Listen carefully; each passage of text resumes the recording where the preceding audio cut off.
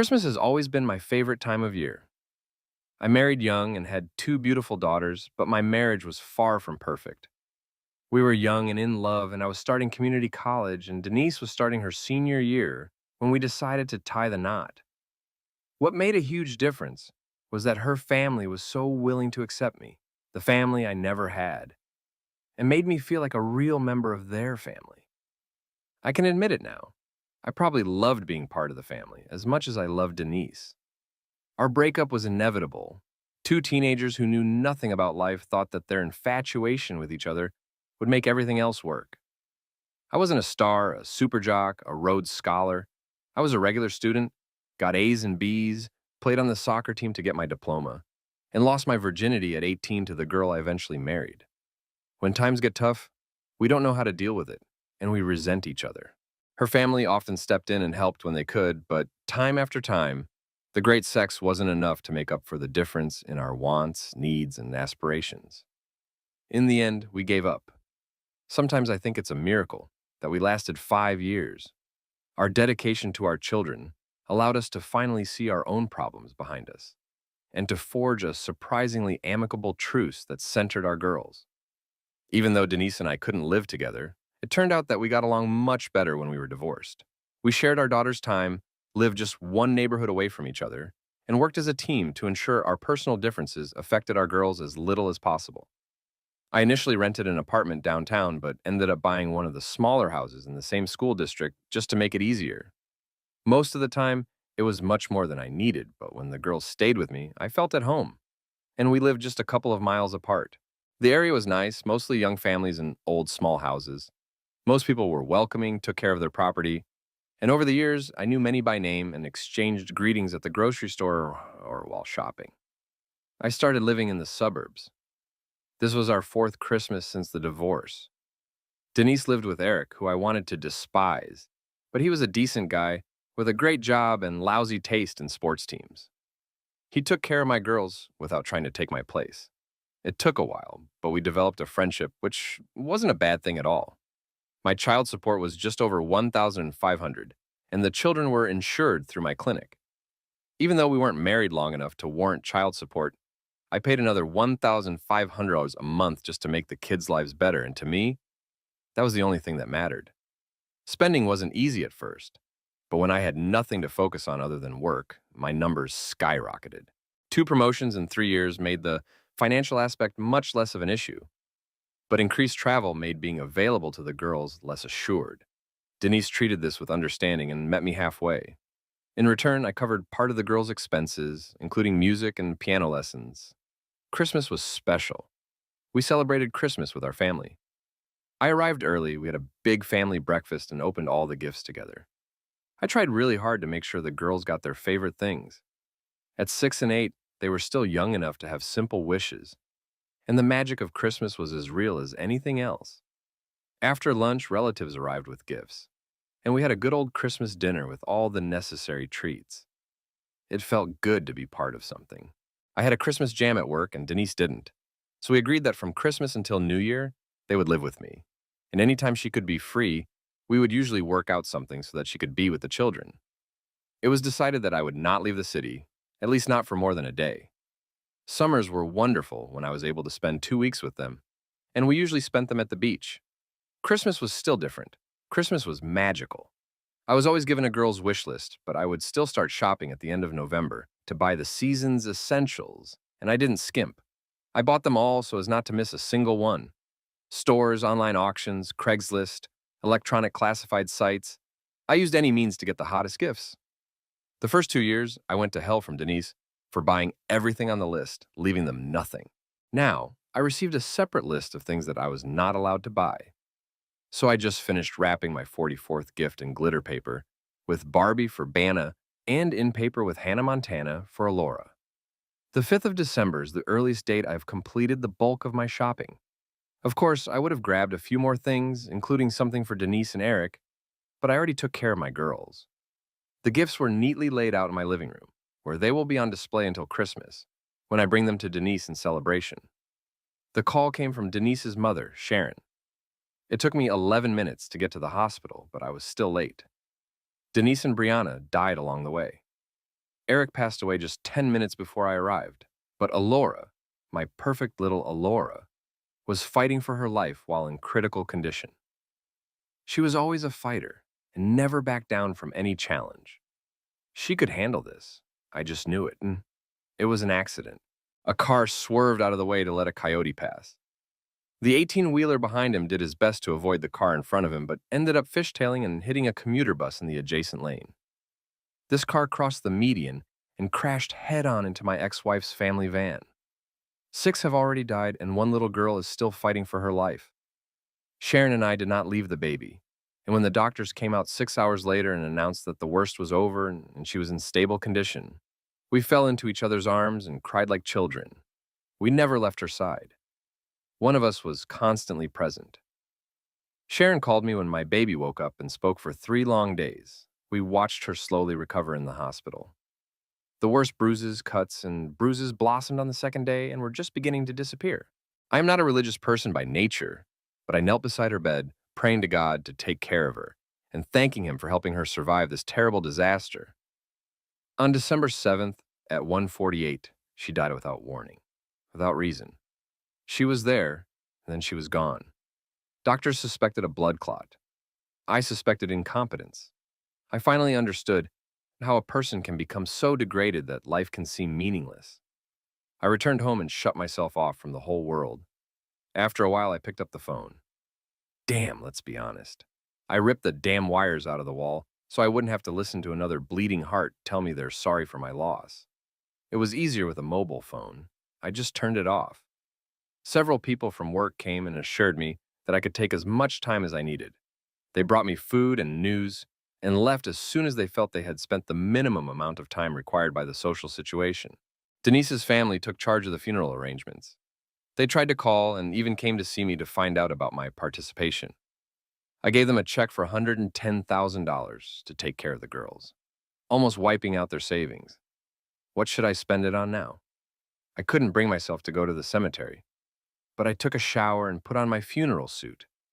It was a gloomy day, gray skies, 20 wines threatening to blow the top off the outdoor tent. The ground was wet from the rain the night before. Just perfect, thank you, God. Pissing on a guy when he's passed out. Well, pissing on you, too. I shook the required hands and kissed the offered cheeks until I simply couldn't take it anymore. All these fake people, false emotions, tell me how sorry they are, and then go home to their perfect families and eat meatloaf. Expletive, them. Expletive, everyone. 14 days, 2 weeks in this dark house. I didn't turn on the light, no TV. I didn't wash or shave. I sat in a chair or lay in bed and rolled around. After the first few days, I had a few visitors, but I rarely let them in, and soon they had the decency to stay away. Only Katie from next door kept me from falling into complete oblivion. Every day, at least 3 times a day, she checked on me. I wouldn't let her in the house, but she had a key to the back door in case of emergencies, and she wasn't afraid to use it. She opened the windows wide and persuaded me to get out of bed and at least sit in the living room. She brought food, which she placed in front of me, and refused to leave until I at least tried it. I insisted that the key be returned to me, and she gave it to me, and she appeared again the next morning. She made copies, the expletive. She made me eat her breakfast again, and she spoke. God, how can this woman talk? I got tired of just listening to all the neighborhood gossip, town gossip, political gossip, school gossip. She was online and knew everything. Who was doing what? Gossiped about people who still had Thanksgiving decorations or Christmas lights hanging in their yard, church incidents and neighborly squabbles. She sat, drank tea or bourbon and cola if the sun had already set, and brought me up to date. I did not care. 2 weeks have passed since the accident. I have lost over 10 and I really wanted to just crawl into a hole and die. But Katie wouldn't let me do that. She made it her personal mission to encourage me, to make me respond, to come back to life. And then one day, she slapped my hands. She came up to me and hit me in the face strongly. Damn it, Alex, get it out of your head. Life is hard, and it is unfair. But no matter how bad it is for you, there will always be someone who has it even worse, often in your own backyard, if you have the eyes to see it. What do you know about this? I snapped angrily. I noticed that your children are alive, she said. I remembered that my mother died when I was 6, and my father left when I was 13, leaving Mike to raise me and my sister. He was 17 years old, but he was courageous and did the job as best he could. Here's what I know. Life is hard. Life is hard. Life's a expletive, and then you die. When life gives you lemons, make lemonade. When God closes a door, he opens a window. If I hear one more damn cliche, I swear I'll kill someone, I growled. Alex, you've had a hard time. You had 2 perfect little girls, and now they're gone. Your past is destroyed, your little piece of immortality is lost. And no matter how bad it is for you, I want to remind you that others have it worse, but they continue to live. You should too, Katie said, kneeling down next to me and taking my hands. This woman barely knew me. A mother of 3 middle-aged children, with her now grown children and a workaholic husband. Her life is her home, which she keeps clean and decorates for every holiday and season. Now it looks like I've become her new project. Why should I be so important to her? Can't she see that I don't need her help? Of course, starving Ethiopians, children dying of AIDS in Nigeria, martyrdom of Tibetan monks. The world is cruel, boo-hoo. You don't have to look as far as Ethiopia or Tibet. There are people right here, right on your block, who are really struggling. Open your eyes. If you don't like injustices, do something about it. Even the odds, a little. Make a difference. Come back to life. Something she said must have gnawed its way into my subconscious. I spent my usual 14 hours or so in bed, but when I woke up, I thought about her constant comments about how someone in my own backyard had it worse. I mentally went through all the residents of my block, and no one had it so bad.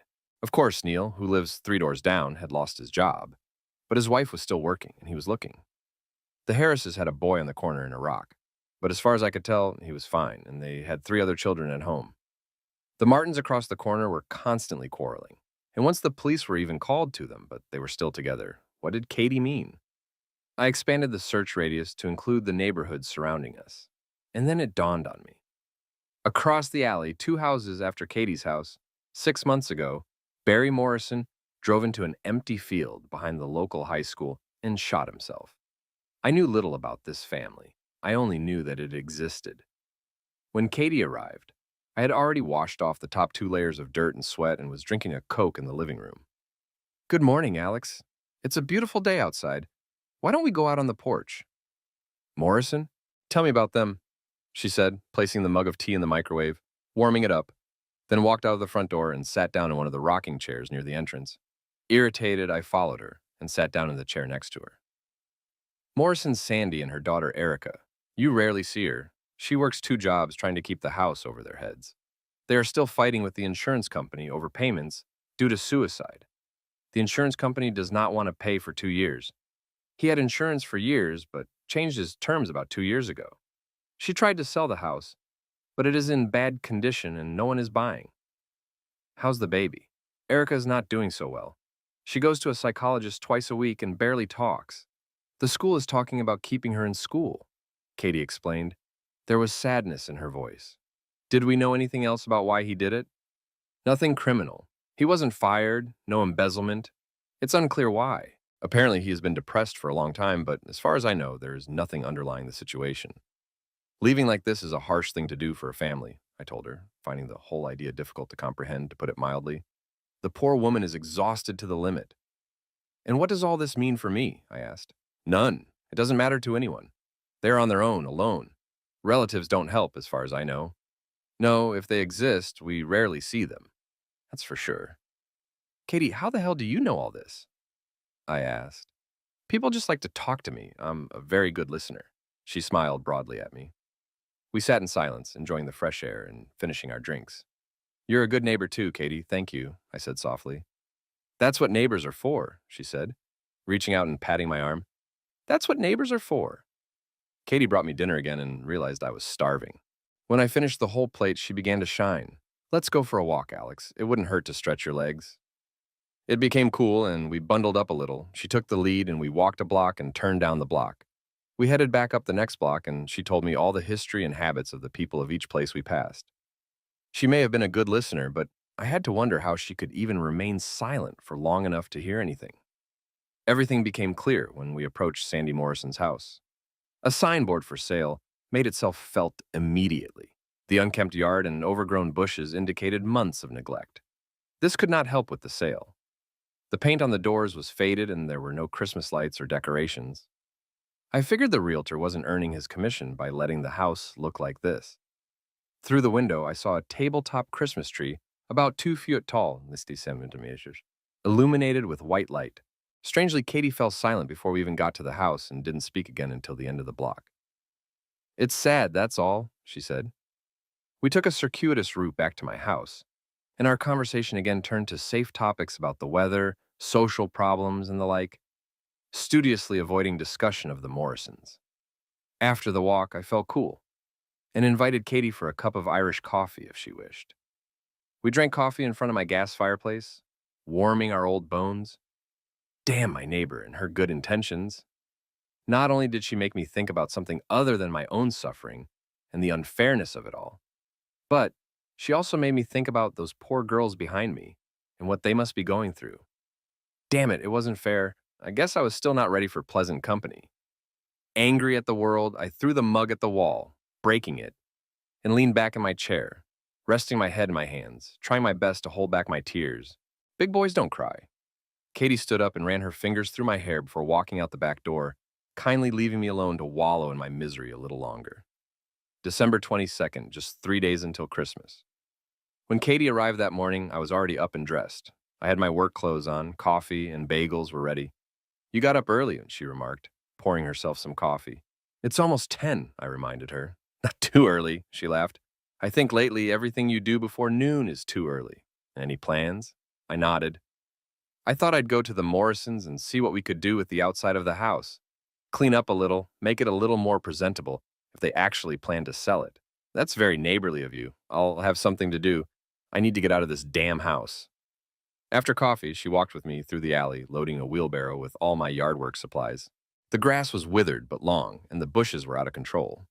I didn't notice when Katie left, but she returned a few hours later with sandwiches for lunch and insisted I take a break. I finished trimming the bushes and mowed the lawn, bagging up the debris. I was just finishing the edging when it appeared. I took a break and listened to her chatter about neighborhood affairs and how it was a shame that no one had offered to do as much as I had done. In the past few months, perhaps we victims of fate need to stick together. He already looks 100% better. If you want to work in the backyard, I have a gate key. I thought so. What does it mean? She asked. It just doesn't surprise me. Surely you helped when you could. She sighed. Not too much. She's damn proud, doesn't want help from anyone. I shook my head. And you're telling me now? She'll probably call the police on me. So what if he calls? You know you're doing the right thing. If necessary, I will post bail for you. I let her unlock the back gate and saw that I had a lot of work to do. The backyard was even worse than the front. The fence was also in need of repair. Some boards were broken and loose, and one section was completely askew. Luckily, my tools were only a couple 100 feet away, 60 meters across the alley, and I soon began work, deciding to finish it before the residents of the house arrived. The biggest problem was one of the fence posts, which was rotten at the bottom. A new post and some quick-setting cement solved the problem within an hour. I can attach the fence cross beams to the new 4x4 post, 100 by 100. I turned around and saw that a girl of about 7 or 8 years old was watching me from the porch. Crap, I just decided to fix your fence before it falls. I hope you don't mind. She just shook her head. She stood and looked at me, and I felt out of place. I was a stranger. She shouldn't have talked to me. Maybe I should leave. I'll just clean up here and head home. I can finish later when your mom is home. I straightened my clothes a little and wiped my hands on my pants. I'm Alex Reed. I live across the alley, a few houses up, I explained, pointing. She nodded. She reminded me very much of my own daughter, about the same age. Her hair was the same length, blonde, but not as blonde as Alora's. Alora. My perfect little Alora. I closed my eyes and saw her in a hospital bed, bruised and bandaged, fighting for her life. Her hair is hidden under bandages, and a few strands stick out dark with sweat. Her body so small on the white, antiseptic bed. My Alora. It came in. It felt like someone had wrapped a ribbon around my chest and pulled it tight. I couldn't breathe. I turned away from Erica so she wouldn't see me losing my composure. She had already suffered enough. I felt tears welling up in my eyes and headed towards the gate. I needed to get out of there. I barely made it to the driveway. It was too much. Closing the gate behind me, I collapsed to the ground and sat down, putting my head between my knees and covering my head with my hands. It was Christmas, damn it, Christmas. My girls got to be with me, shaking their gifts and trying to guess what was in them. Instead, Alora and Bana disappeared. Their lives ended before they saw the world, before they found their place, before they could fall in love.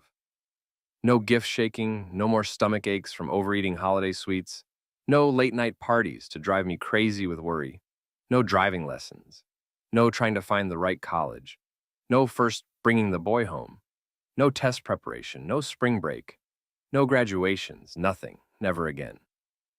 I cried, and the little girl who had lost her father stood next to me in the roadway, her hand on my shoulder while I made a fool of myself.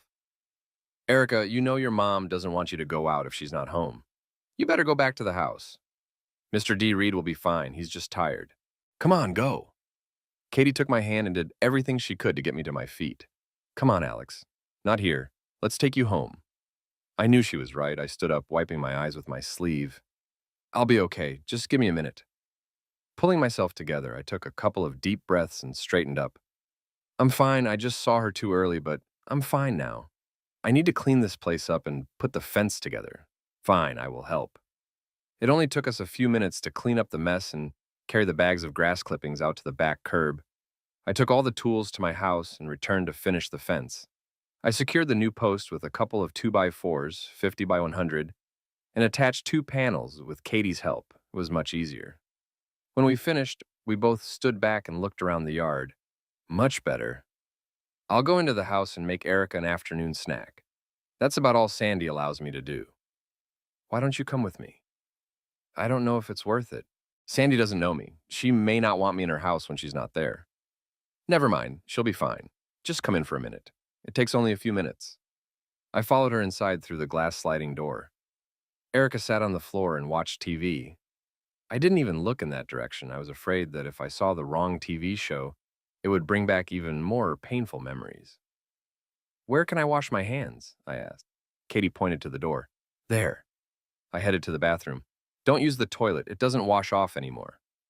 I heard water running in the toilet. I washed my hands and dried them on my shirt. There were no towels in the bathroom. Then I took the lid off the tank and inspected everything inside.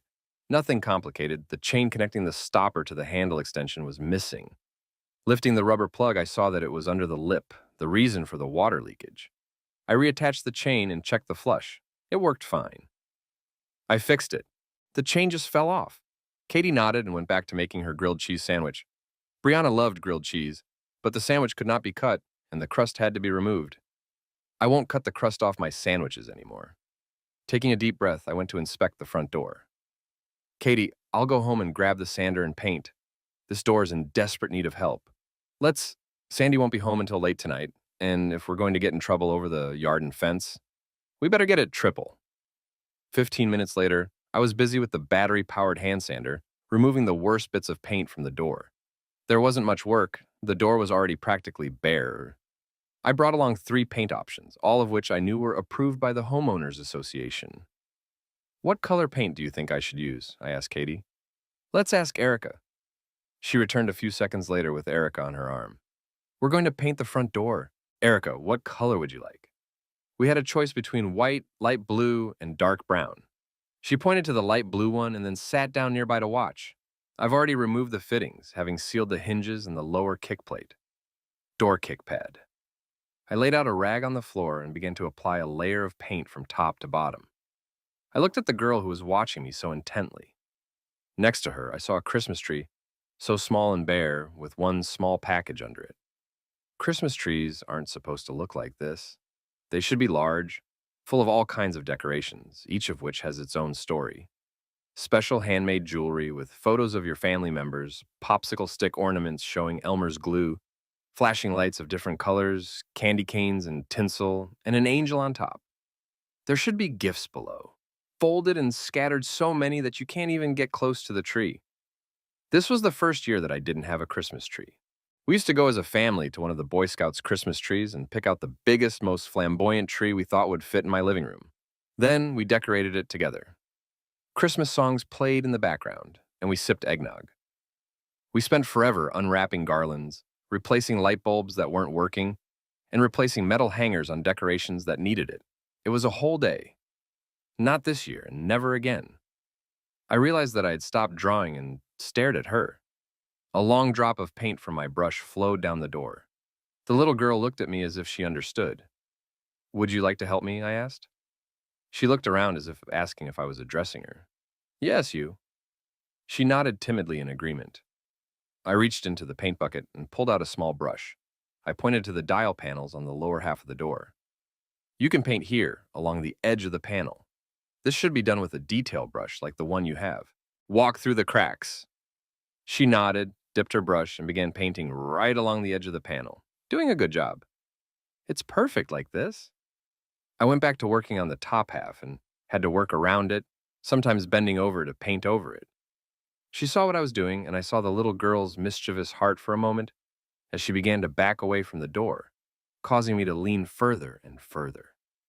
"Hey," I said in mocking indignation, "you're doing this on purpose." When she giggled, clearly ignoring me, and continued her attempts to draw, I felt a small tug in my heart. It was nice to hear her giggle. "When you're done painting and you're done tormenting me, you can touch up the edges of the two hinges and the kick plate, if I don't bother you." Little Erica nodded and continued her careful tracing, working slowly and deliberately around the perimeter before moving on to the loops. I ended up kneeling next to her, painting the bottom half of the door, while she worked on the trim. We switched positions so I could work on the side near the hinges, while she finished the bottom trim. "Not bad," I commented, handing her a bucket to collect the remaining paint, so she could dip her brush into it. I closed the paint can, peeled off the tape, and stood aside to look at the result. A little girl stood next to me, her blonde hair a stark reminder of everything I'd lost. I took a deep breath to calm myself. "Not bad at all. Do you think your mom will like it?" I looked down at her as she thought it over. A smile slowly spread across her face. She nodded twice. I reached out to hit the fist, like I did with my girls. She pulled away for a second, then looked at my face before clenching her fist and rapping her knuckles against mine. We enjoyed the last of the natural light as dusk fell. Katie came out and stood next to us, giving her approval. "Blue color is perfect." "Great choice, Erica." Erica stopped admiring her work, looked at Katie, and blinked as if she was seeing her for the first time. She looked around the block, up and down, then returned to the house and sat down in front of the TV. "Are you ready to finish for today?" asked Katie. "Yes, it's better not to rush while you have the opportunity." Having collected my painting supplies, I quickly hid all traces of my presence in the house, except, of course, for the door, the yard, and the fence. Well, and the toilet, although that didn't really matter. When I got home, I cleaned myself up and sat down, thinking about what I had just done. I had mixed feelings, and a slight feeling of guilt crept in for taking liberties in someone else's home. But thinking about the little girl and what she must be going through made me think that anything I could do to help was worthwhile. The thought was dangerous. I realized that I was not very polite to the people who tried to help me. Determined to remedy the situation if possible, I found a new telephone cable for my phone and connected it. I picked up the phone and heard a dial tone. Fine. I made a list of calls and got to work. I called my friends, neighbors, and colleagues one by one, apologizing for my behavior and thanking them for their concern. Every single one of them brushed aside my boorish behavior and promised that they would come to my aid if I needed anything. I stopped with only a few calls left and wondered where the people were for Sandy and Erica, who seemed to need help much more than I did. I picked up the phone and dialed Denise's family number. I knew the conversation would be difficult. I apologized for leaving the funeral arrangements in their hands and thanked them for all they did. Talking to Dan was difficult, but talking to Sharon nearly finished me off. I remembered the time we spent in the hospital looking after Alora, and I had to take a break to get my emotions under control while I listened to Sharon sob. Even after the divorce, we remained friends, and I was glad that we were close at that fateful hour. I promised that I would visit them in the next couple of days, but she insisted that there were some papers that needed to be sorted out. My last call was to Steve, my roommate for 3 years in college and best friend in the world. I hung up twice that first day, and it haunted me. He left over a dozen messages on my cell phone's voicemail. Besides, I had ulterior motives. The phone rang several times and ended up on voicemail. I felt like a weight had been lifted from me and I wouldn't have to face him. "Steve, Eve, this is Alex. I'm sorry that I..." Alex? Alex, I'm here. Don't hang up. I'm here. Let me turn off this damn machine. Wait. I heard some rustling and the echo of our voices disappeared. Oh my God, Alex, you're killing me. Sorry, it hurt me so much that I simply could not listen to another well-wisher. I understand. He should have understood. His father passed away during our senior year of college, and he took it hard. I started drinking a lot, skipping classes and chasing everyone who had breasts. I took care of him as best I could, collected his homework and projects, even talked to his teachers. He slowly pulled himself together, but eventually came to his senses. 5 years later, less than a year after graduating from law school, it happened to his mother. I flew in and spent a week with him. I knew it would be hard. He was an only child and he had few relatives, not a single close person. He came out of the state bitter, and it cost him his girlfriend. No big deal. We were close as brothers, perhaps even closer, and they still were. Stephen understood. I opened my soul to him and talked on the phone for ages. I heard him send his wife to bed, and I poured out my soul. It was a much-needed emotional boost that left me exhausted. What can I do? Anything, you know. Maybe I should fly. As much as I wanted to see him, it was almost a year. He was a family man, and it was Christmas. No, stay with your family. I'm feeling better now, and if I need to, I can call. Certainly. I also wanted to ask for forgiveness. Forgiveness? I'm sorry I couldn't do more for you when you lost your parents. I've never experienced a loss like this and couldn't understand what you were going through. Shut up. You were there for me, buddy. Always. When no one was around, I will never forget this. Enough said. Don't be upset about this. I couldn't help but giggle. Fine. By the way, there's one more thing you could do for me. Anything. That's what friends are for. That's what friends are for. The knock on my front door was not unexpected. 10 o'clock p.m. May have been a surprise, but the knock was not. As I approached the front door, I looked out through the glass next to it. There was a woman standing there. I had a pretty good idea who it was. I opened the door. Mrs. Morrison? She looked at me and nodded. Come in, please. Can I offer you a cup of tea or coffee? I turned and entered the house, leaving the door open. Walking into the kitchen, I poured myself a cup of coffee. Turning around, I saw that she was standing in the archway leading into the living room. She looked ready to explode, but I saw her take a deep breath and run her hands through her short hair. She looked young, too young to have gone through the hell she was going through right now. I don't want you anywhere near my house or my daughter, she finally blurted out. I understand, and I'm sorry for interfering. I walked past her and sat down in the living room. I can't explain it. I needed to do something to get out of this house. And when Katie told me about your situation, I guess I got carried away. She stared at me and crossed her arms. Don't mention her name. I can kill her. I smiled. Believe me, I understand. This was in my house every day, 3 or 4 times a day, interfering in my life, interfering. That's for sure, she snapped. She came and sat on the sofa opposite me. Listen, I appreciate your thoughts and I'm sorry for your loss. She grinned. Ha! Listen to me, I'm sorry for your loss, expletive. She leaned back. We are fine. I don't need your help. I don't know you from Adam, and I don't want you around my daughter when no one else is around. Jesus, you painted my damn front door blue. A little presumptuous, don't you think? I smiled. I would choose a wood tone. Blue is Erica's choice. One of 4 approved colors according to our Stalinist Homeowners Association. She leaned back, rolling her eyes. Don't remind me. If these bastards send me one more yard and fence maintenance notice, I'll rip their lungs out.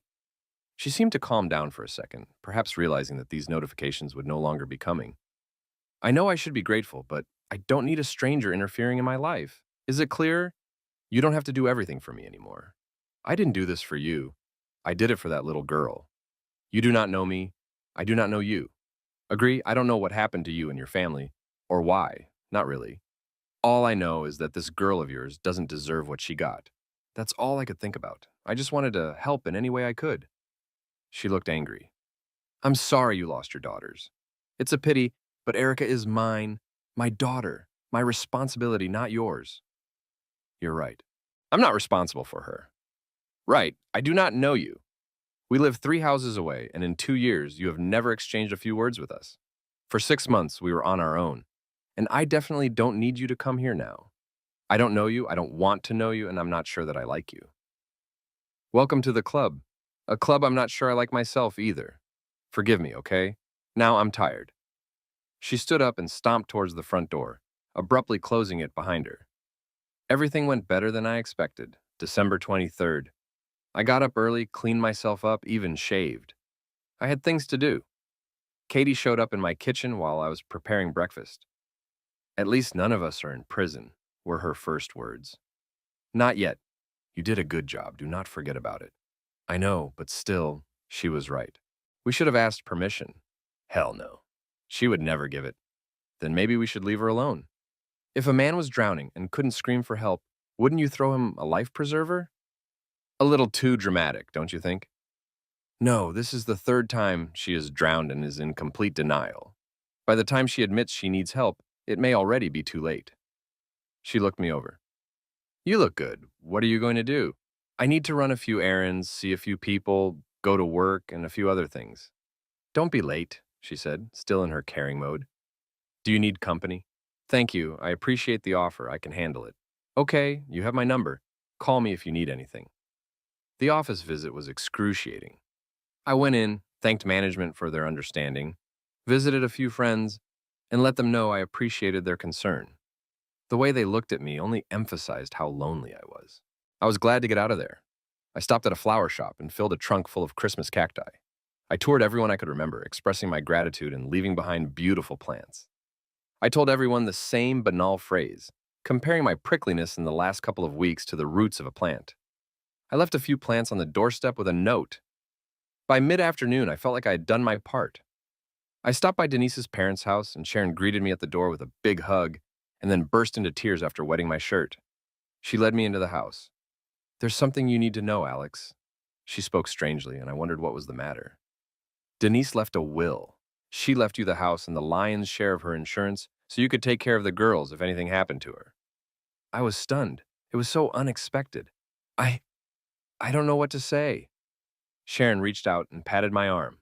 "It's not what I expected, but if you think about it, it makes sense." "What are you going to do?" "I'll probably sell the house. I definitely don't need two houses." She had mortgage insurance. "It will be paid.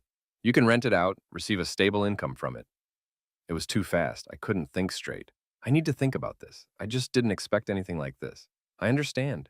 She took my hand. "How are you?" "Better. Not great, but at least I can get out of bed." "We're here if you need us. You know this, right?" "Yes, thank you. Next to the girls, you are the best thing to come out of our marriage. We love you too. Do not forget about it." "I'm sorry I was so helpful in organizing the funeral. I don't think I could have done it without you," I admitted. "Do not even think about it. That's what family is for. That's what family is for." My day wasn't over yet. A few more calls and I started to act, not sure if I should, but I couldn't resist. Around lunchtime, I decided to go into the next room. Katie's husband, John, answered the door. "The hermit left the cave. Glad to see you in the air." He shook my hand, letting me inside. "Kat, Alex is here." Katie came out of the kitchen, wiping her hands on a dish towel. "How was your day?" "Not bad, a few surprises, but I survived. We're going to eat. Would you like to sit with us?" "Maybe. When do you think Sandy will come home?" "I think about 9. And what?" "I just want to talk to her, if possible." "Then do you have time for dinner?" "Certainly." By 8:30 p.m., I was enjoying a cigar with John as I sat in their driveway, trying to figure out what our football team's chances were of making the playoffs. We positioned ourselves strategically so that I could see the Morrisons' driveway. When Sandy arrived, I pulled away from John and jogged across the alley. "Sandy, can I see you for a minute?" She looked ready to shoo me away, but after a few awkward seconds, she crossed her arms, leaned back against the car, and raised her eyebrows. "I'm sorry again that I entered your house without your permission. I know it was wrong.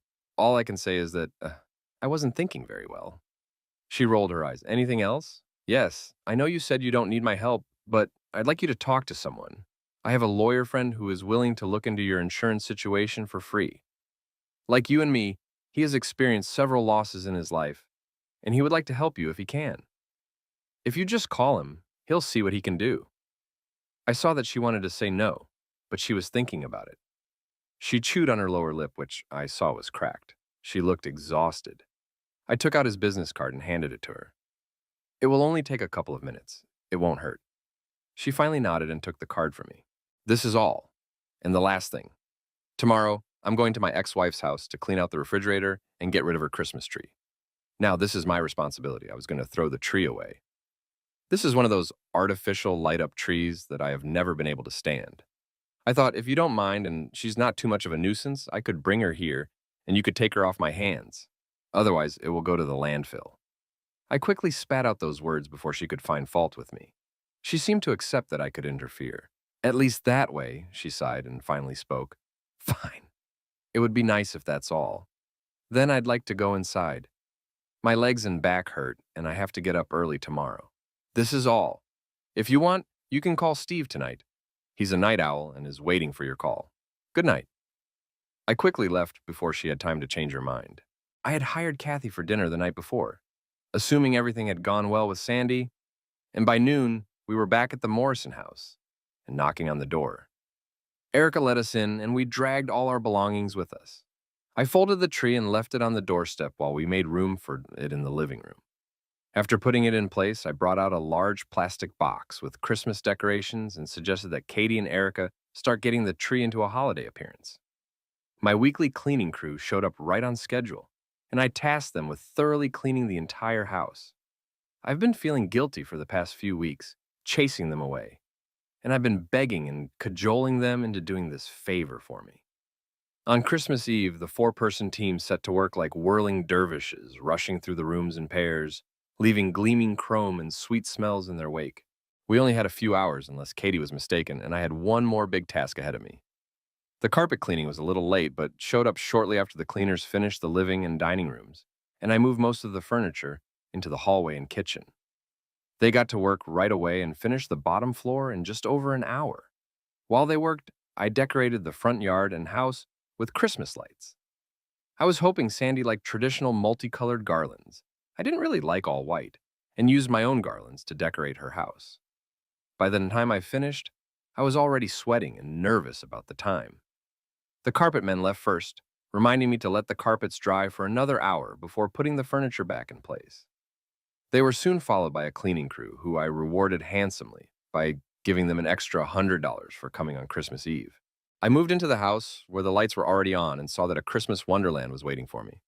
Katie and Erica did an amazing job using what I brought and also took the Morrisons' decorations out of the attic and used them too. It was difficult to tell that this was the same house. You ladies did an incredible job, I announced, standing in the doorway. Katie looked a little disheveled but very pleased with herself. Let's finish quickly. I need to go home. John will kill me. I promised her that we would finish by 4 o'clock, and it was already almost 5 o'clock. She held an open house on Christmas Eve and invited half the neighbors. That evening, she only had a couple of hours left to complete her preparations. I hugged her for all her efforts and escorted her away while I began moving the furniture into place, working at a frantic pace to get everything done before the unsuspecting owner returned home. Erica followed along, arranging all the lamps, baskets, and trinkets, adding additional holiday decorations. When the last of the furniture was put in place, I turned and smiled at her. This is our secret, isn't it? If your mom asks, the Christmas elves have stopped by to help you clean up. You did great, Erica. She smiled and extended her hands to me. I leaned over and hugged her. Thank you, she whispered before letting me go and disappearing down the stairs. I felt a lump in my throat, whether it was the fear of being caught by her mother or the joy that she uttered her first words addressed to me, I could not say for sure. By 8 o'clock, Sandy still hadn't shown up on my doorstep with a shotgun. I guess she was going to wait until Christmas to whip me for minding my own business, but I didn't care. I felt good, the best I'd felt in 2 weeks, thinking about this little girl having a real Christmas. Children should have Christmas. I cleaned myself up and decided, as promised, to stop by the neighbors. When Steve called me, hey, Stoat, only my grandmother can say that. Expletive. Merry expletive. Christmas to you too, I teased. I heard him chuckle. Merry Christmas, that's right, at least for your neighbor. How is that? I asked, suddenly interested. The insurance bastards were just playing for time. They have nothing to rely on. The only change to the policy was made on their advice, following the annual review of the policy by their own agent. It only took a little legal pressure. It's not much less than $1,300,000. But she'll get her check next week. Steve, you're a man. I take back all the nasty things I said about you. You, expletive. Maybe it's true. If anyone knows it's you, Jokes aside, you are saving my life. I knew he hated any hint of seriousness. I could almost hear him blush over the phone. Hey, that's what friends are for, right? Right. And I couldn't have expected anything better. The same expletive, you should have gone and ruined everything. Listen, I have to run. Say hello to your family and Merry Christmas. I'll call you next week. You will do this. And Darla says hi to you. She made me say it, and you don't need any ideas. Understood? Kiss her for me. Don't forget about it. I will come after the holidays and kiss her myself. When are you going to leave town? Funny guy. Start anything with her, and I'll make you leave her. And the credit card bills. Oh, you win. I had to laugh. Thanks again. Merry Christmas. Hang in there, buddy. And you. I showed up at the neighbors and stoically accepted the condolences, which definitely put me in a bad mood. Within half an hour, I realized that I had to leave there, even if it made Katie angry. John seemed to sense my mood and dragged me outside to enjoy my cigar in peace.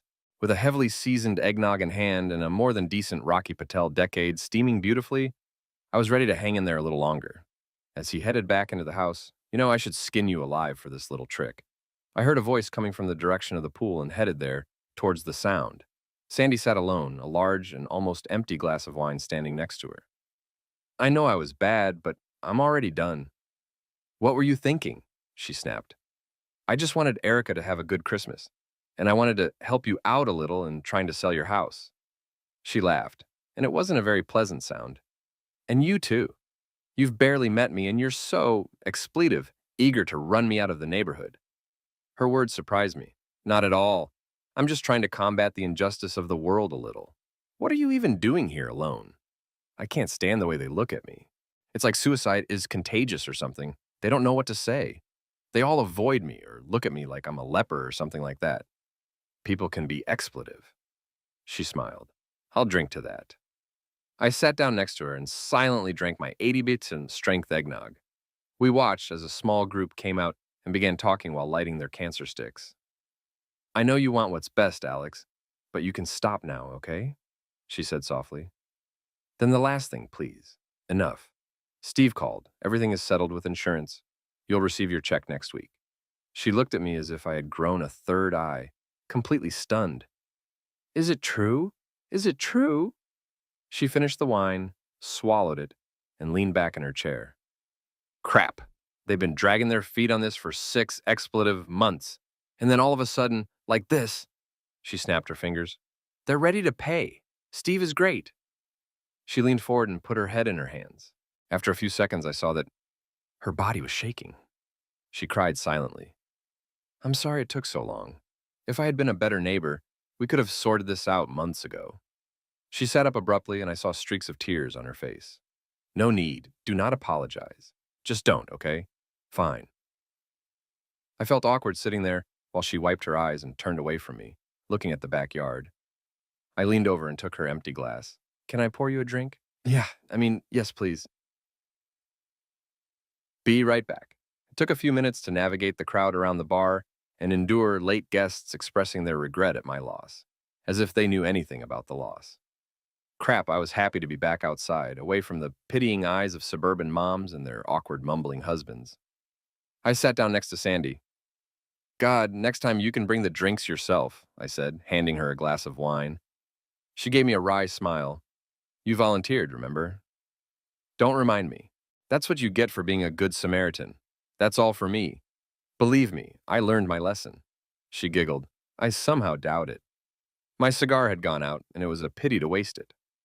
I ventured out into the smoking area to light a cigarette and immediately regretted it when I caught the sidelong glances they cast at each other and realized what they were thinking. I did not stay there any longer than I should have, hastening to return to my solitude and Sandy, the only kindred spirit this evening who could feel even a tenth of the loss that was consuming me.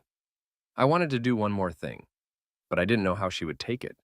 I thought that perhaps after another glass of wine, she would agree. Sandy, I don't know if I'll like this. Are you up to something again? No, maybe, but not really. Can I show you something next door? She gave me a strange look that lasted quite a long time. Can I take some wine with me? Certainly. It will only take a minute. She stood up and walked out the gate. We walked around the fence and out into my driveway and backyard. As we crossed my patio, she said, "Just because I drank a little and because you did something good doesn't mean you'll succeed with me. I hope you know." Her words hit me like a bucket of cold water. I didn't even think about anything like that. I turned and looked at her. She didn't look bad, not at all. She looked good, and even if she was ridiculously thin, I could see that she was an attractive woman. It's funny that I didn't notice this at all. I froze, trying to think of what to answer. "Oh my God, Alex, I'm just teasing you." It took me a few seconds to answer. That was the farthest thing from my thoughts. "Certainly, trust me. I understand." Her sardonic retort was more surprising than the initial tease. Without waiting for an answer, I entered the house and led her into the living room.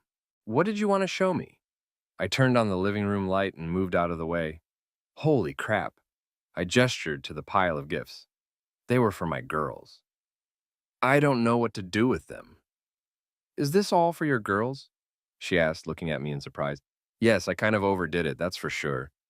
I wish Erica had them. She doesn't need to know they're from me. They can all be from Santa if you want.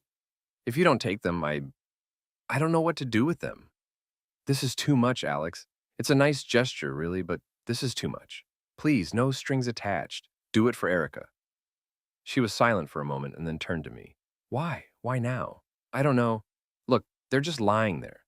Eventually, I'll give them to some charity or something. I have a lot of gifts, but there's no one to give them to. And you have a sweet girl who has just one gift under the tree and could use a little joy in her life." She walked around the room, fingering the gifts with her feet and not answering, taking a sip from her glass from time to time. Eventually, she came back and stood next to me. She stood silently for several seconds, apparently pondering her answer. "It's not fair," she finally muttered.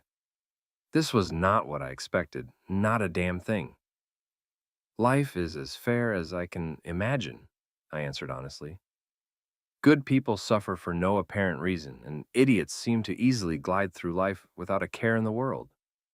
Innocent little girls are having their lives senselessly ended. The lives of kind-hearted neighbors are ruined, as if it were some big cosmic joke." I heard my own voice getting louder and more disappointed.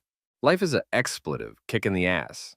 And every time you think something good might come out of it, some space comedian pulls the rug out from under you. What kind of God destroys a family for no reason? Answer me this. By the end of my tirade, I was almost screaming. I, I think I need to go home." She turned and started to walk away. I chased after her. "Please, could you take at least a few?" "Please. It kills me to see them here." She stomped around a little, then stopped without turning around. She said, "Bring what you want, around midnight."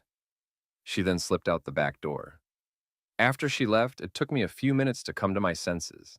I made a complete ass of myself. Well, okay, everything is as usual. I decided to visit Katie again to at least wish her good night. My nosy neighbor caught me as soon as I walked through the door. "John told me that you were somewhere nearby, but I couldn't find you anywhere. I met Sandy and we kind of hid out in your backyard." Heartbroken, she looked at me in confusion. I was a little surprised that she came. She didn't say a word about what we did this afternoon. "Lucky you. I still have the scars," I teased. I then told her a little about our conversation, including the insurance situation and the gift deal. God bless. Maybe she can finally stop working 16 hours a day and be able to spend time with her daughter. It will be great. I was wondering what you were going to do with all these gifts. I was afraid that you would make a memorial out of them, leaving them there year after year until the dust was an inch thick. Her words stung a little. "I'm not that bad." "No, not bad, although you made me a little worried. It's just hard to go through." "I understand it. I think this is not a problem now." She smiled. "I think no. Erica's a happy girl. I don't know if that's true, but at least she'll have a good Christmas. I'm glad you came today. Many of our friends were worried about you. Your appearance was a good Christmas present for them. I can't say that this worries me very much. I know it sounds cruel, but their feelings are not high on my list of priorities right now. This is fine. It's still nice that you came. I appreciate your invitation and for being such an annoying neighbor as you have been for the last couple of weeks." She laughed.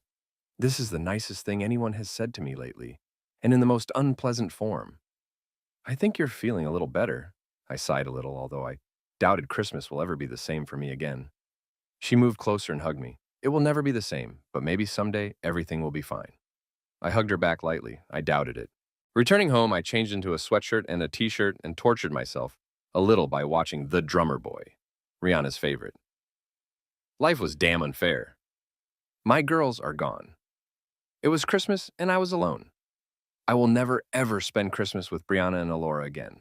Never. An hour later, I was standing at Sandy's back door with 3 huge trash bags full of gifts. It took me 2 trips. I knocked softly, and after a few moments, Sandy let me in. She got rid of her holiday clothes and answered the door in a regular robe. She looked tired. I guessed that she was waiting for me. Erica? I asked quietly. He's sleeping, she confirmed, taking one of the bags from me. Quietly, we walked into her living room and began laying out the gifts. I took the tag off each one, and she put a new sticker on from Santa.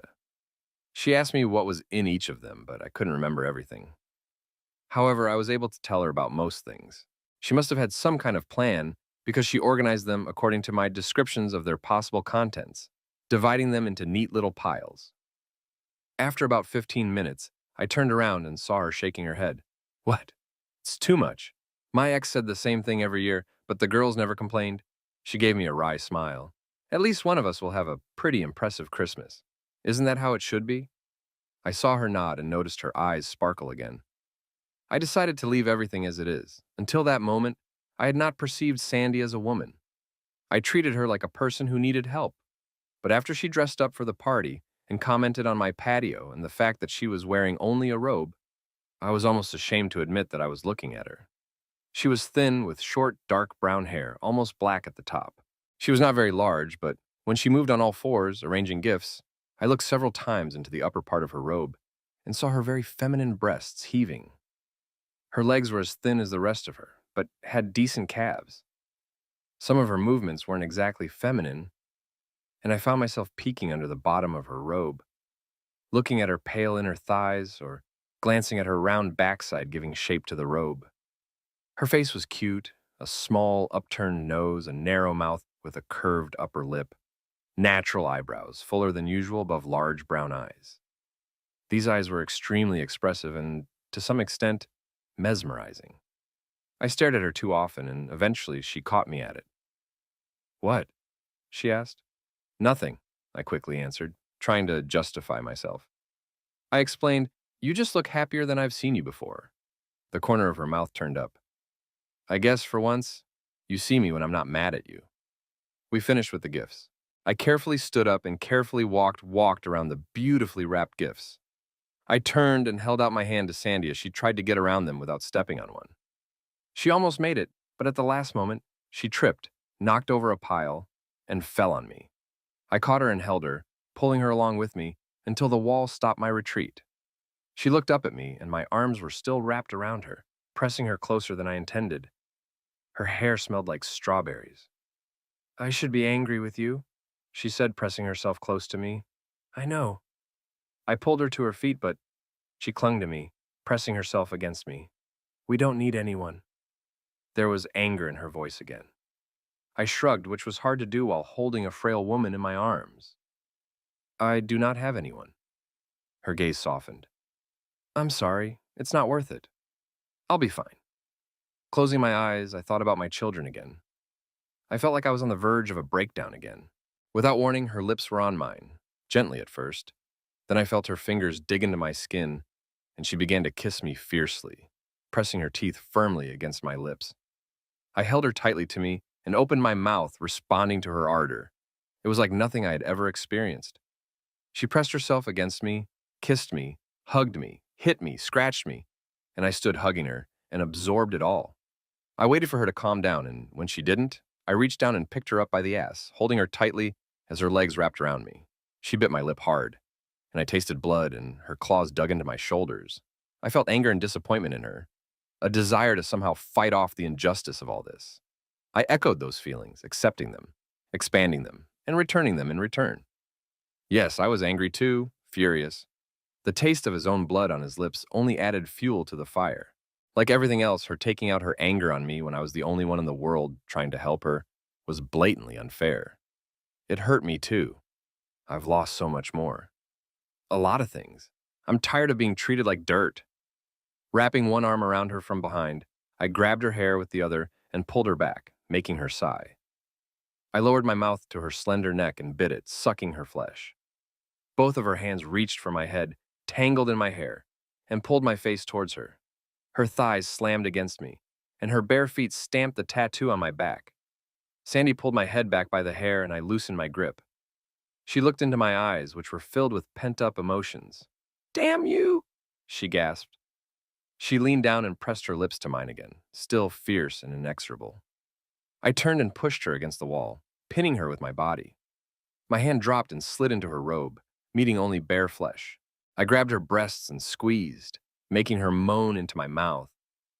Her hands weren't idle as she pulled the top of my sweatpants down, using her legs to push them down from behind. She slipped her hand between us and wrapped the other around my shoulders, and I felt that her fingers wrap round my hard expletive. It was hard to believe that I was reacting to her and her hysterics, but there was no doubt. I took the initiative and began to pull my sweatpants down, letting them slide down to my ankles, dragging my boxers with them. I was topless and exposed. Our lips never parted, and she greedily sucked my tongue while I roughly opened her robe. Like me, she was naked except for a pair of loose panties. She took my dick in her hand and guided it into her wet hole, pushing the glands aside. I lowered her, penetrating her until I was completely inside her. She moaned, releasing her hand.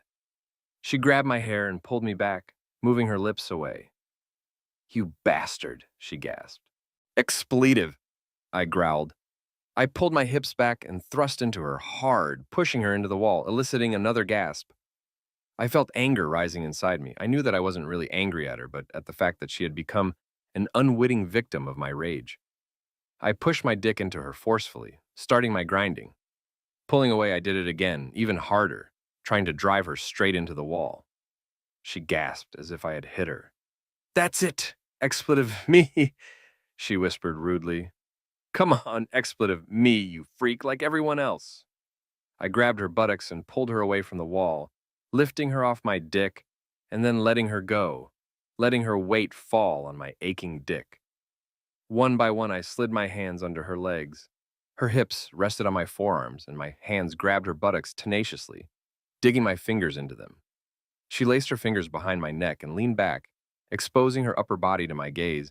Her small breasts with perfect little nipples became hard for me. I expletive, her hard and fast until I had enough strength and rage. When my arms were tired, I went to the living room. She freed each hand so much that her robe fell off, leaving her almost naked. I lowered her, placing her butt on the armrest of the sofa. She let go of me and leaned back, pressing her back against the sofa. Her hips were now much higher than her body, and I pulled her tightly towards me so that her lower back was on the arm of the sofa. I pulled her panties down and tossed them aside, looking at her sexy naked body. Spreading her legs wide open, I slid my expletive into her warm hole and rammed into her. Expletive, her tight hole, as she moaned so damn sexy. Holding her legs in his hands and lifting them high and wide, she was effectively immobilized by her own weight, resting on her shoulders. I moved my penis in and out of her, beating the beat, not hesitating to do whatever I wanted. She lay there looking up at me, her eyes burning.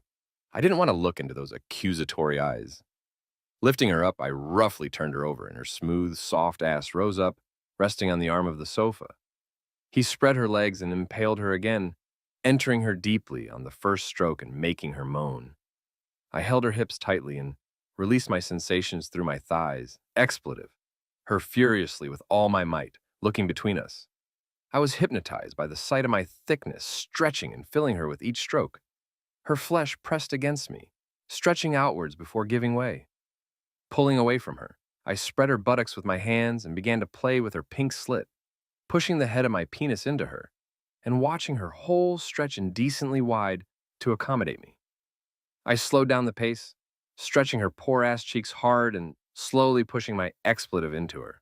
The incredible sensations overcame my irritation, and I simply enjoyed thrusting into her for a long time, making her feel every inch of my length, pushing far until I felt resistance deep inside her.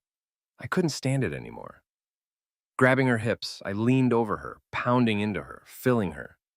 I felt how her wet canal grabbed me, dragging me along to the edge of desire. Looking down, I saw her twist to look at me. Do it. I entered her with all my weight, unable to resist the desire any longer. Gasping, I came inside her, and the release was painful in its urgency, exploding deep inside her again and again. Her legs were shaking, and when I slowed down, she relaxed, leaning over the armrest like a rag doll, lifeless. She squealed as I lifted her up and turned her around to sit her on the armrest. I took my still hard expletive and pushed it hard into her, pulling her towards me until only the edge of her ass was left resting on the sofa. I saw that there were tears in her eyes and wet streaks running down her cheeks. Wrapping my arms around her, I pressed her fragile body to me, squeezing her. Her hands slid over my torso, and she pressed her face to my chest as I held her. I felt her body tremble. I felt terrible and sick of what I had done. Expletive. Her brutally used her, taking out my frustration and unhappiness on the only person I knew who had already suffered enough on her own. Then, I felt tears welling up in my own eyes. We hugged each other desperately, clinging to anything that could get us through this terrible time in our lives. My arms relaxed, as did the tension in my body. I caressed her back, feeling her ribs under the soft skin. Then he pressed his lips to her hair, kissing her tenderly. She responded to my kisses by pressing her lips to my chest and shoulders, rubbing her hands over the scratches she had given me earlier. I found myself thrusting in and out of her and was surprised to find that my expletive remained hard and aching for more. I held her expletive her slowly, and she sobbed, clinging to me. I massaged her back, stroked her hair, kissed her temples. "Forgive me," I whispered. "Don't," she sobbed. "Don't you dare apologize. Not now, never." Pulling her head back, I lowered my lips to hers, kissing her tenderly. "I won't." "Fine." She looked up and touched my lip, pulling away her finger, which was red with my blood. "Oh my God, I'm so sorry. I didn't want to do this." "No apologies. Do you remember?" In response, she reached over and kissed me on the lips. When she pulled away, I saw a small red spot on her lips. I kissed her back, feeling her respond to me as she continued to move inside her. Her legs spread wider to receive me. I looked down to see where I was going. When I looked into her eyes again, they were glowing. "Take me to bed," she whispered. "Are you sure?" "No, do it anyway." I stood up carefully, my dear sister unfortunately still impaled on my rod. She wrapped her legs tightly around me and grabbed me with both hands, grabbing her cute little ass. I slowly walked up the stairs with every step. I lifted her up and down, expletive, her along the way. At the top of the steps, she giggled in surprise. "What? You're stronger than you look," she said, softening her words with careful kisses to her chest. "You are as light as a feather. I need to feed you." She smiled slightly. "Protein oral injection." I almost dropped her, and she giggled. "What? You young lady have a dirty mind." I saw a storm flash across her face, but she shook it off and smiled. "It's been a long time, Alex. I'm not very good at flirting and teasing." "Same thing. Beauty, be patient." She made a slight rocking motion with her hips, causing my dick to fully enter her vagina. She giggled. "Crap. I can't believe you can just hold me like that." I moved her up and down on my dick a few times, eliciting a quiet gasp from her. "I could hold you like this forever." I climbed the last step and carried her into the bedroom. And again, a flurry of emotions flashed across her face, ending with a smile. But then, "How will you feed me?" I reached back and closed the door behind us, mischievously pulling her along with me. I lifted her into the air, causing her to squeak. She really was as light as a rag doll. I doubted she weighed 100 some 445. I held her in my arms like a child and rocked her to sleep. "Very sexy baby." I grabbed her legs with one hand, her back with the other, and she turned in my arms. Her lips closed around my nipple. I let go of her shoulders and then put my hand under her back, causing her to fall down, not very far, as I caught her by the hips and she hung upside down. She gasped, kicked her legs, and her arms wrapped around my waist. I grabbed her, pulled her legs to my shoulders, and pressed her warm, pink nature to my face. Her face was on my waist. She squeezed her legs tightly around my head, her thighs pressing hard against my ears. "You're crazy," she gasped. "Here, you see? I can hold you and still feed you." I teased, and then licked her, pushing my tongue into her wet slit. She giggled, and I felt her warm lips wrap around the head of my expletive. I grabbed her hips and lowered her a little, feeling my dick entering her mouth. I lifted her up and down several times, licking her on the way up and filling her mouth on the way down. Despite all my bravado, it was surprisingly difficult, and I could feel my hands shaking from the effort. I held her still, her mouth filled with my expletive, and walked the few remaining steps to the bed. She became more active, sucking me and moving her head back and forth. The feeling was incredible. I almost didn't want to put it down, but I knew that if I didn't do this, there was a chance that I would drop her soon. With my last effort, I lifted her and, bending down, lowered her onto the mattress, turning her into a writhing ball of flesh. Without wasting any time, she sat up and pulled me onto the bed. I reached out to her, but she pulled away. Lie down now. It's my turn. I stretched out in the middle of the bed and watched as she crawled towards my waist, moved between my legs, and looked down at me, and then lowered her mouth onto my throbbing shaft. She licked me, studied me, stroked me with her hands, kissed my penis with her warm, tender lips. Looking into my eyes, she lowered her lips to the purple helmet and took almost my entire length into her mouth. The sensations were so incredible that I moaned loudly. She pulled away and pressed her fingers to her lips. Shh, we don't want to wake anyone up. I pretended to zip my lips and barely held back a moan when she took me into her mouth again. She sucked me as if she was performing some task. Her hands worked on me just below where her mouth was. I reached down and brushed her bangs to the side so I could watch her. This was enough incentive for her to pick up the pace as she pushed her face onto my hard expletive, gasping when she pressed too hard. Sandy, I began to warn her. She extended her palm towards me, sucking with complete dedication. I didn't say another word. I let her suck my juices and moan softly as I finally achieved a much-needed release, erupting between her lips. She breathed heavily through her nose, holding me in her mouth, taking in everything I had to offer and swallowing eagerly. She sucked gently as I came, and I felt the tension pulsate as she swallowed again and again. Her eyes were closed, and she seemed focused on completing her mission. As my hardness began to weaken, she took my shaft in her hand and stroked it, her mouth gently sucking on it, gently fingering my shaft, her tongue massaging the tender head. I relaxed on the bed and enjoyed her attention, focusing on the amazing sensation below the belt. The thought of me needing to get hard for her and continue our play was combined with her devoted attention. And after a few minutes, I finally responded, getting hard in her mouth. This seemed to be her cue, and she sat up and sucked me more vigorously, restoring the steel of my expletive, until it could stand on its own. Full and ready, Sandy moved up my body, grabbed me around the waist, and pushed my trouser soldier back home. She impaled herself slowly, moving up and down my expletive until I was fully inside her again.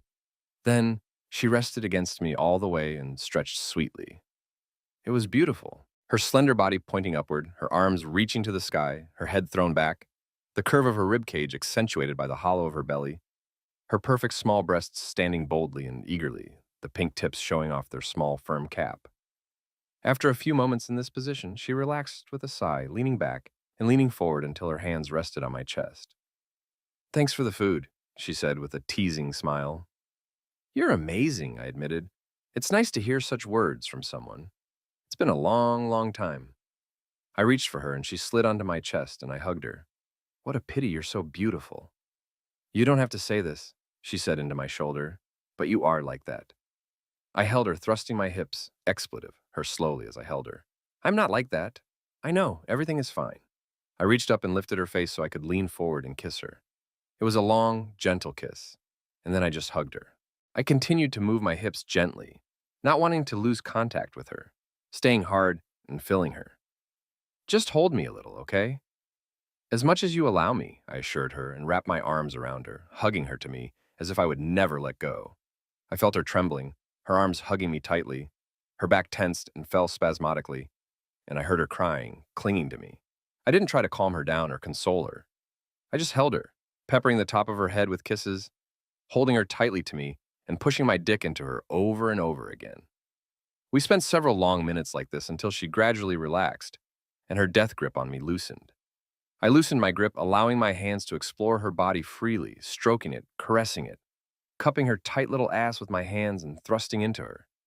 She responded slowly, pushing away from my strokes, her tits pressing against my chest, pulling her tightly to me. I propped myself up on one arm and rolled over, lifting her body off the bed and laying it underneath me. Once on top, I let go of her, lifted my torso in my arms, and entered her with long, slow thrusts. She looked so small and vulnerable underneath me.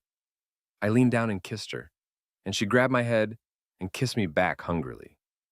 Finally, she let me go, and I continued expletive her, happy to be where I was. I looked down at her, wondering how I had not noticed how beautiful she was from the very beginning. Stop staring. I can't help it. You're so beautiful. I want to remember everything connected with you. Am I too skinny? She asked. Nothing a few servings of food can't fix, I teased. I expletive her in silence for a while, and then lifted myself up to penetrate her more thoroughly, spreading her legs for better access. She lifted her legs back, keeping her ankles almost parallel to her head. I spread my legs and straightened them, lifting my hips high before plunging into her. She gasped, and I smiled as I came on top of her, expletive, her fast and hard, her wide-open expletive, screaming to be filled. For the first time that evening, I felt how deeply she responded to me, how she trembled. She pulled her legs free and wrapped them around her knees, pressing her shins to her beautiful face.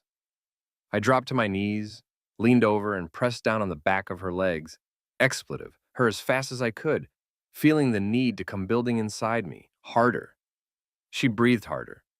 I slowed my pace a little and added more to my strokes, pulling her towards me to meet my onslaught. She panted continuously, her toes curled and her legs stretched out. I watched in delight as her head fell back and her eyes rolled back into her head as she came all over my expletive, her whole body trembling and her breasts turning red as she began to calm down. Panting, I grabbed her hips and began expletive her as fast as I could, feeling my own need peak. Unable to hold back any longer, I buried myself deeper into her, thrusting my hips forward hard, filling her. Sandy screamed, letting go of her legs, which kicked and shook as she came along with me. I stretched out over her, and her legs slowly wrapped around me. Her big eyes looked at me with amazement. Calming my pride, I kissed her tenderly. "You're amazing," I told her. I've never been like this," she muttered. I was exhausted from head to toe, and my legs and arms were shaking from exertion. The front of my thighs ached from being hit against her, and my dick felt like it was being put through a wringer. I rolled off her and lay on my back, breathing heavily. She rolled over and pressed her upper body against me. I hugged her, holding her close. There was so much I wanted to say, but I didn't know how or where to start. Instead, I just kissed the top of her head while she hugged me. I reached up with my other hand and stroked her side before letting my palm fall to her breast, holding it gently as my fingers lazily played with her nipple. She moved closer, crossed her leg over mine, and lay half on top of me. It allowed my hand holding her to wander, to touch her, to feel her. I felt the wetness of her crotch press against my thigh, cold and wet. I closed my eyes. My hand reached across her back, my palm cupping the warm flesh of her ass. Her breathing was slow and steady, and her arm was draped across my chest. I pressed my lips to her hair one last time, leaned back and embraced this sweet, sexy, restless woman with pleasure. I woke up with a start, confused. I was alone in a strange bed with the blanket pulled up to my chin. Daylight streamed in through the window, and I sat up, confused. It took me a few seconds to remember the events of the previous evening, and I looked around for Sandy. I started to get out of bed and realized that I was naked. My clothes were still down there somewhere. I pulled the blanket up to my waist and looked around for something to cover myself with before noticing my clothes from last night folded on a chair nearby. I pulled on my panties and dove into the bathroom to take a much-needed leak. He splashed water on his face and borrowed her brush to run it through his disheveled hair. I then took a sip of mouthwash and tried to look at least somewhat human before heading back to the bedroom. I was pulling on my sweatpants when Sandy showed up with a cup of coffee. It smelled amazing. She smiled and handed it to me. She was wearing pajamas and had obviously showered and cleaned herself up. Her hair was still damp. "Hurry up. There's a little girl down there who's almost bursting with the desire to open her gifts."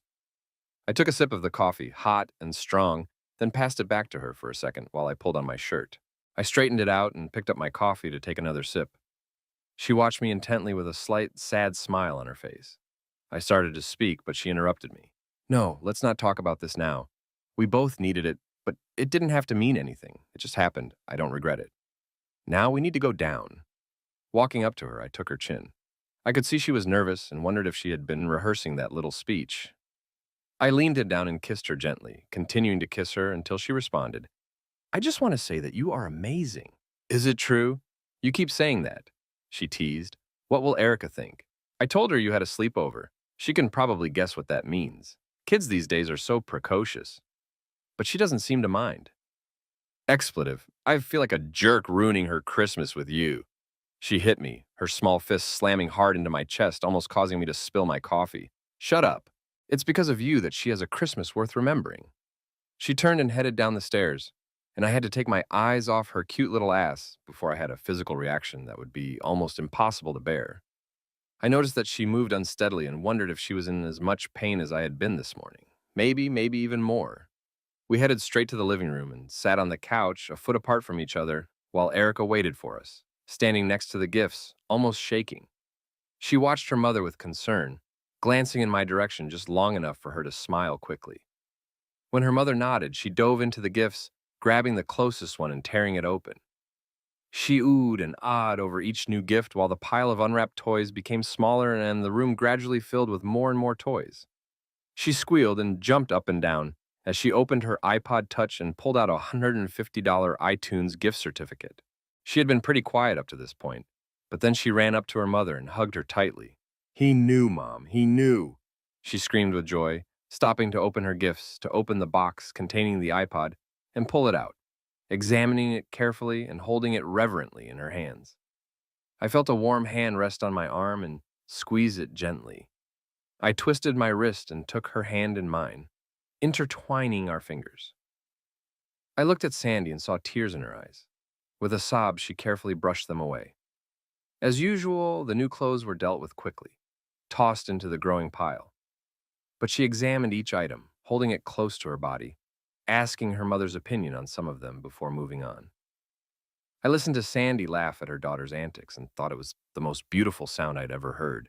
Erica is almost done with the gifts. I saw her reach for a large box and squeezed her mother's hand. Maybe it's better if this gift is the last, I whispered. Erica, dear, this is from Mr. P. Reed. Why don't you open it last? Erica looked up, and her surprise was the same as mine. She pushed the box aside and continued to sort through the pile of wrapped gifts. A small wallet containing 5 $10 bills was another top seller, as were roller skates, each of which required another scream and a trip to my mother's lap, causing more giggles and laughter from the woman next to me.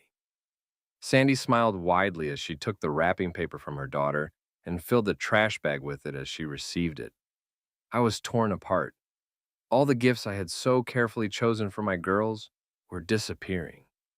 I couldn't help but think about how I would have spent my Christmas if fate hadn't given me such a kick in the teeth a couple of times.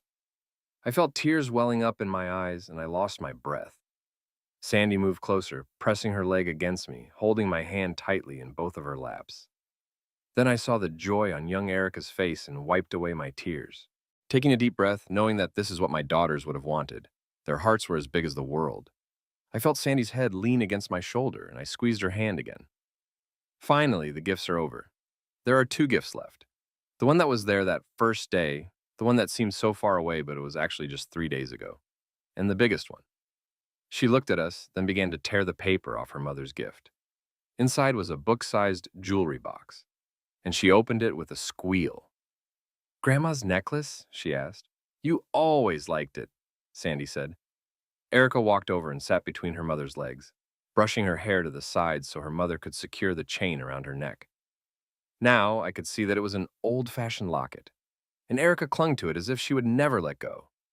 Sandy finally snapped the chain into place and gave it a little push. Erica jumped up and ran to the mirror, looking at herself. She came and stood in front of us, striking several poses. It was so damn cute. I couldn't stop laughing. This caught Sandy's attention, and she giggled too, snuggling up to me and putting her arm around my shoulders. We watched as Erica walked up to the last large box, looking back at us as if waiting for permission. Come on, I teased. You can't stop now. She grabbed the edge of the wrapping paper and tore it. She tore off large pieces of paper and threw them towards her mother and then suddenly stopped dead in her tracks. She screamed, jumped up, and danced on the spot. I've never seen anyone so excited. She leaned down and roughly tore the paper away, revealing the PS3 box and stacks of games taped to the top. Mother, this is the PlayStation 3, she exclaimed as she bent down and picked up the box, twirling it in her hands before tripping and dropping it to the floor. Sandy laughed.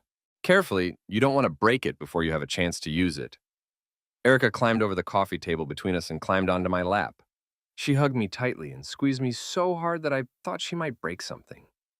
I felt her breath on my ear. Thank you, Santa. I felt her soft lips press against my cheek, causing tears to well up in my eyes.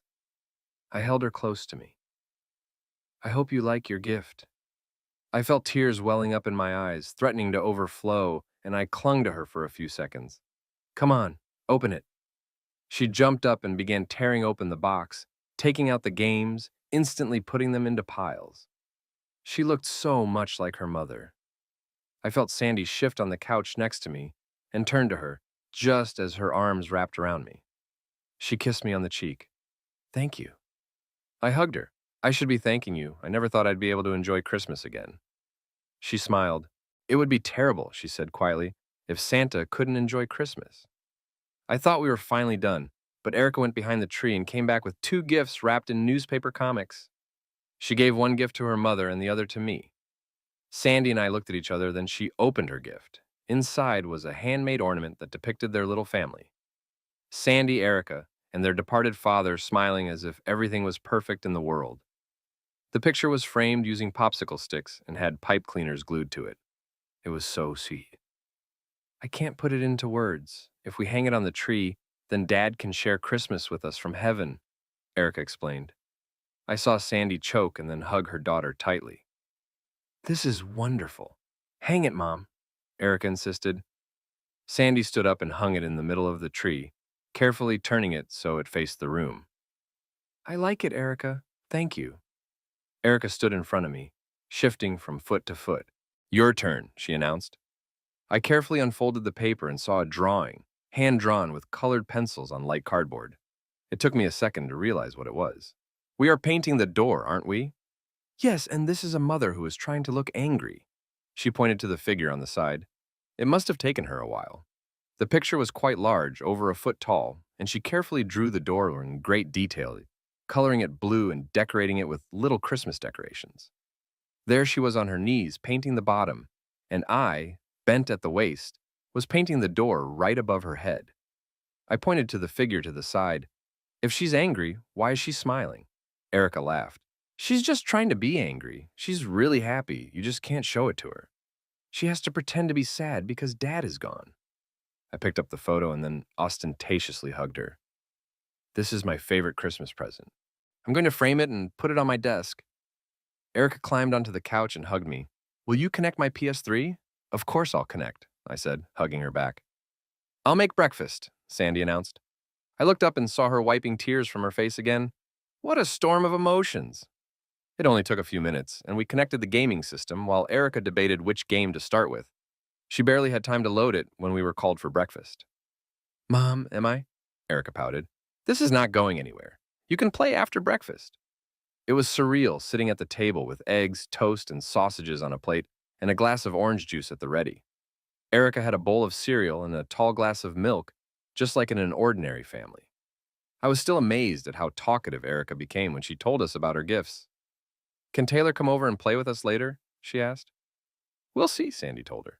It's Christmas, and her parents might want her to stay home today. What are your favorite gifts? I asked. She seemed lost in thought, and I saw her hand reach for the locket hanging around her neck. It was funny to watch her face scrunch up when she really thought about it. I think it was your sleepover, she finally announced, catching me off guard and nearly causing me to spill my orange juice all over the table. Sandy was no less surprised. Is it true better than PS3? She asked. Erica nodded vigorously. She looked at me. Mom is happy. I looked at Sandy and saw that she was blushing deeply. I reached out my hand and ruffled Erica's hair. I'm happy too, happier than I thought I could be. Erica nodded solemnly. I know your girls have gone to heaven too. These were their gifts, right? I nodded. I knew they would want you to have them. She ate a spoonful of her cereal. Alora was nice during class. We made a poster for her. I drew an angel. It was hard to hear her name. Suddenly, everything seemed wrong. I got to sit at the table with her and Bana, listen to them chat, watching them fight over playing with each other's gifts. Now I have no chance of this? The room blurred. Tears for my lost girls filled my eyes. Don't be sad, Erica said, touching my hand. They are in heaven now and can watch us. They wouldn't want you to be sad. I forced myself to smile. Surely the poster was beautiful. I wish I could see him. Mrs. Orifolo will probably let me take it home for you, she said. I wish I could. Erica ate her cereal as quickly as she could and pushed her empty plate away. Can I play now? Sandy gave her the go-ahead, and she headed straight to the TV. Sandy and I looked at each other. She's become quite talkative, I noted. Thank God, Sandy said, standing up and collecting the plates. Let's hope everything works out. I gathered my things and joined her at the sink. I must go home. I understand, she said quietly. I need to visit my wife's relatives. I promised, but I'd like to come by later if you don't mind. Maybe we could have dinner together. She seemed a little distant. You do not have to. You've already done enough. I hugged her and felt her tense. Don't tell Erica, but her drawing was my second favorite Christmas present. I felt her relax a little, and she turned to me, allowing me to give her a good hug. I leaned over and kissed her tenderly. She giggled. Oh, really? Is it true? The overnight stay was my favorite. This gift should hold you over for a while. One more night, and I'm unlikely to be able to walk again. You are a monster. Her smile softened all the bitterness of these words. No kidding. I would have to learn to speak with one lip. Her eyes opened wide, and she brought her hand to her mouth. Forgive me, she whispered. I kissed her again. No apologies, remember? Remember, she smiled. Fine, it would have been nice to have dinner, but I didn't have anything special planned. Let me take care of dinner. She smiled loudly. Right, you promised to feed me.